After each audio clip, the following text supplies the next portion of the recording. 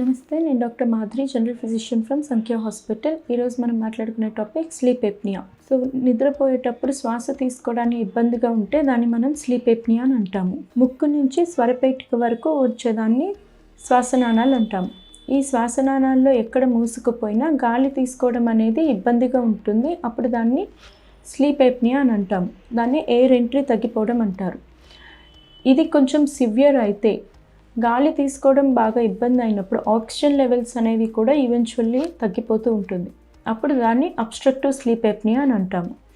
ఇది ఎవరెవరిలో చూస్తామంటే, ఫస్ట్ మనము నోస్ నుంచి చూసుకుంటే నోస్ కానీ, గొంతు కానీ, లేకపోతే గొంతులో టాన్సిల్స్ దగ్గర కానీ, కొండ నాలిక కానీ, నాలిక చివరి భాగంలో కానీ, నాలిక వెనకాల భాగంలో కానీ, ఇంకా షార్ట్ నెక్ ఉన్న వాళ్ళల్లో కానీ, ఇందులో ఎక్కడ ఏ ప్రాబ్లం ఉన్నా మనము స్లీప్ ఎప్నియా అనేది చూస్తూ ఉంటాం. ఎక్కువగా చూసేది మేల్స్లో చూస్తాము. రెండోది చిన్నపిల్లల్లో 3 to 8 years వాళ్ళల్లోని ఈ టాన్సిల్స్ అనేవి హైపర్ట్రోఫీ అవుతూ ఉంటాయి, అంటే పెద్దవి అవుతూ ఉంటాయి. సో అది టాన్సిల్స్ పెద్దగా అయ్యి ఎయిర్ ఎంట్రీ అనేది డిమినిష్ తగ్గిపోతూ ఉంటుంది. ఇవి కాకుండా ముక్కులో ఏమైనా అబ్స్ట్రక్షన్ అంటే పాలిప్స్ కానీ గడ్డలు కానీ వచ్చినప్పుడు. నెక్స్ట్ ఒబెసిటీలో ఏంటి అంటే ప్రాబ్లం, మనకి ఒబెసిటీలో కొవ్వు అనేది కొన్ని చోట్ల అక్యుములేట్ అయిపోతూ ఉంటుంది. అలాగే మెడ చుట్టూ కూడా అక్యుములేట్ అవుతూ ఉంటుంది. నాలిక వెనక భాగం దగ్గర కొవ్వు అనేది అక్యుములేట్ అయిపోయి ఫ్లాట్గా పడుకున్నప్పుడు నాలిక అనేది వెనక్కి పడిపోయి శ్వాస తీసుకోవడానికి ఇబ్బందిగా ఉంటుంది. సో ఇది ఎక్కువగా మనము ఒబెసిటీ ఉన్న వాళ్ళల్లో చూస్తాము. సిమ్టమ్స్, ద్వారం మూసుకోపోవడం వల్ల వచ్చే first symptom, most common symptom ఏంటి అంటే గురక పెట్టడం. అందరూ చెప్తారు, ఇప్పుడు వీళ్ళు ఇంట్లో ఎక్కువ మంది చూస్తూ ఉంటాం గురక పెట్టడం అనేది. సో వాళ్ళకి అక్కడ ఎక్కడైనా అబ్స్ట్రక్షన్ అవ్వచ్చు, ముక్కు దగ్గర అవ్వచ్చు, లైక్ డిఎన్ఎస్ ఉండొచ్చు, అంటే సెప్టమ్ డీవియేట్ అవ్వచ్చు, లేకపోతే గడ్డల్ పాలిప్ ఉండొచ్చు, టాన్సిల్స్ ఏమైనా ఎన్లార్జ్ అవ్వచ్చు. నేను చెప్పినట్లు ఒబెసిటీ ఒక రీజన్ అయి ఉండొచ్చు, ఏదైనా అయి ఉండొచ్చు. సో ఈ కండిషన్స్లో ఏమవుతుంది అంటే ఫస్ట్ గురక పెట్టడం అనేది స్టార్ట్ చేస్తారు. అది స్లోగా పెరిగి ఫ్లాట్గా పడుకోవడానికి ఇబ్బంది పడడం. స్లీప్ ప్యాటర్న్ అంటే డీప్ స్లీప్కి తక్కువగా గురవుతారు, లైట్ స్లీప్గా ఉంటారు. సో దానివల్ల ఏమవుతుంది, డే టైం అనేది ఎక్సెస్గా పడుకోవడం జరుగుతూ ఉంటుంది. ఇది మెల్లగా జరుగుతూ ఆక్సిజన్ లెవెల్స్ కూడా పడిపోతూ ఉంటాయి.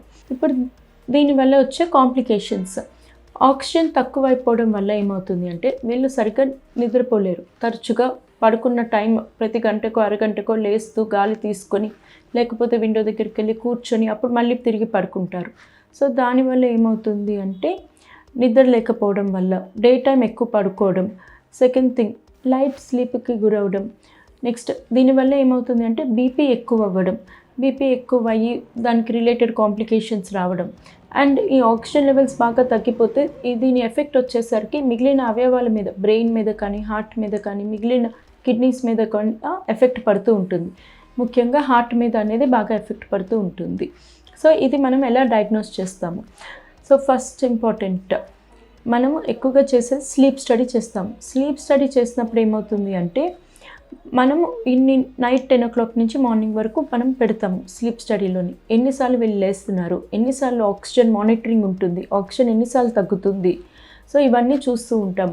దాన్ని బట్టి వీళ్ళకి మైల్డ్గా ఉందా స్లీప్ ఎప్నియా, మోడరేట్గా ఉందా, సివియర్గా ఉందా అని చూసుకుంటాం. Next CT scan. సిటీ స్కాన్లో ఏంటి అంటే మనకి అబ్స్ట్రక్షన్ అనేది ఎక్కడనేది తెలియాలి. ఇది ఒబెసిటీ వల్ల వచ్చింది అంటే డిఫరెంట్ ఇష్యూ. బట్ ముక్కులో ఏమైనా గడ్డలు ఉన్నాయా, టాన్సిల్స్ ప్రాబ్లమా, లేకపోతే వేరే ఎక్కడైనా కానీ ఎన్లార్జ్మెంట్ ఉందా అని చూసుకుంటూ ఉండాలి. సో దానికోసం సిటీ అనేది ఖచ్చితంగా చేయించాలి. దాని తర్వాత వచ్చేసరికి ట్రీట్మెంట్ వచ్చేసరికి ఫస్ట్ కాజ్ ఏంటి అని చూసుకోవాలి. ఈ స్లీప్ ఎప్నియాకి రకరకాల కారణాలు ఉన్నాయి, ఇందాక మీకు చెప్పినట్లే. సో అబ్స్ట్రక్షన్ ఏమైనా ఉంటే దానికి సర్జరీ ద్వారా రిలీవ్ చేయాలి. లేదు ఇది ప్యూర్ ఒబెసిటీ వల్ల వచ్చింది అంటే మాత్రం ఎక్సర్సైజ్ చేసుకుంటూ, diet and life style modifications చేసుకుంటూ వెయిట్ రిడక్షన్ ఇవ్వాలి. అట్లీస్ట్ 10% వెయిట్ తగ్గినా కూడా మీకు స్లీప్ ఎప్నియాలోని మ్యాక్సిమం బెనిఫిట్స్ వస్తూ ఉంటాయి.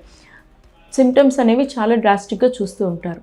ఇది కాకుండా ఇంకా ప్రస్తుతానికి ఇంకా ఆక్సిజన్ లెవెల్స్ తగ్గుతూ ఉన్నాయి, సిమ్టమ్స్ సివియర్గా ఉన్నాయి, ఒబెసిటీది ప్రాబ్లం ఉంది అని అన్నప్పుడు ఏం చేస్తాము అంటే ఇంట్లో మనం బైపాప్ మెషిన్ అనేది పెట్టుకుంటూ ఉండాలి. సో ఎందుకు అంటే ఇప్పుడు వీళ్ళకి ఆక్సిజన్ గాలి వెళ్ళడం తగ్గిపోతుంది, oxygen at the same time carbon dioxide కూడా వెళ్ళడం జరగదు, ఎక్స్చేంజ్ ఉండదు. సో కార్బన్ డైఆక్సైడ్ అనేది అక్యుములేట్ అయిపోతూ ఉంటుంది.